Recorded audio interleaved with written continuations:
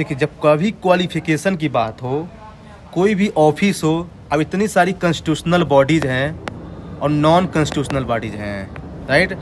अब उनका याद करना कि किसमें हाई कोर्ट है, किसमें सुप्रीम कोर्ट के जज की क्वालिफिकेशन है, ये थोड़ा सा डिफ़िकल्ट हो जाता है। तो इसका एक सिंपल सा क्राइटेरिया ये है कि हमको जुडिशरी की ज़रूरत क्यों पड़ेगी, उसमें कुछ जुडिशियल काम होगा तभी, राइट।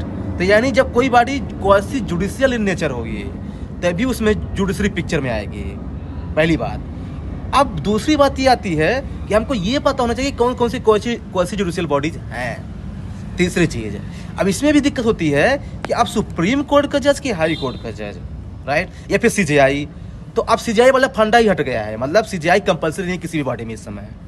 अब बात करते हैं, देखिए कुछ ऐसी बॉडी है ना जिनमें रिटायर्ड सुप्रीम कोर्ट जज ही की क्वालिफिकेशन कंपलसरी हो जाता है, जैसे अटॉर्नी जनरल है ना, एनएचआरसी का चेयरमैन है, या फिर लोकपाल का चेयरमैन है, या फिर अदर सम ट्राइब्यूनल्स हैं, ठीक ना। तो इनमें क्या है ना, सुप्रीम कोर्ट के जज जरूरी है रिटायर्ड। फिर कुछ ऐसे हैं जिनमें जो है ना हाई कोर्ट के जज रिटायर्ड हैं, होना जरूरी है, जैसे एडवोकेट जनरल ऑफ स्टेट्स है, फिर एसएचआरसी है, स्टेट ह्यूमन राइट कमीशन है, फिर लोकायुक्त है जो स्टेट में होता है, और कुछ ट्राइब्यूनल्स हैं, ठीक है, ये हो गया।